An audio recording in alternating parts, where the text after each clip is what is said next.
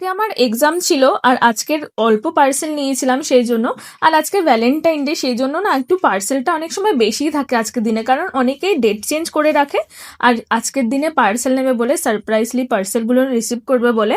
আর আমি তাড়াতাড়ি করে কাজ শেষ করছিলাম যাতে সেকেন্ড হাফে আমার পরীক্ষা আছে। দেখো ভগবানের কি কৃপা, একসাথে টোটাল 8টা একজনের পার্সেল পড়েছিল, সেই জন্য অনেকটাই তাড়াতাড়ি হয়ে গেছে। আর আমি আজকে অফিসে যাব না বলে ভাইকে ক্যাশ আর পিক আপটা দিয়ে দিলাম যাতে অফিস না যেতে হয়। কলেজে পৌঁছে গেছি, রুম নাম্বারটা দেখে নিলাম। আর আজকে অনেকটা তাড়াতাড়ি কলেজের মধ্যে পৌঁছে গেছিলাম, আর এক্সাম শুরু হওয়ার অনেকটা আগেই পৌঁছে গেছি। আর আজকে 14 ফেব্রুয়ারি, ওই জন্য বেশিরভাগ মানুষেরই মন খারাপ আজকে দিনে এক্সাম পড়েছে বলে। এই যে আমাদের ভালো ছেলে, খুব ভালো পড়াশোনায়, ভ্যালেন্টাইন ডে আজকে পরীক্ষা পড়েছে, তাহলে কি বক্তব্য কি? আজকে আর ঘুরতে যেতে পারিস নি তো? এইরকম পরীক্ষা যেন নাই, তাহলে ধর এরকম পরীক্ষা খেলা থেকে না খারাপ দুটো দিকে গান দিকে খান।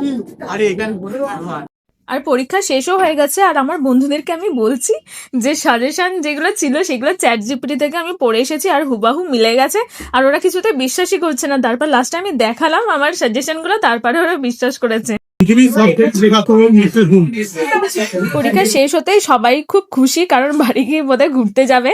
আর এটা আমার বান্ধবী মধুষা। আর ভিডিওটা ভালো লাগলে একটা লাইক করে দিও।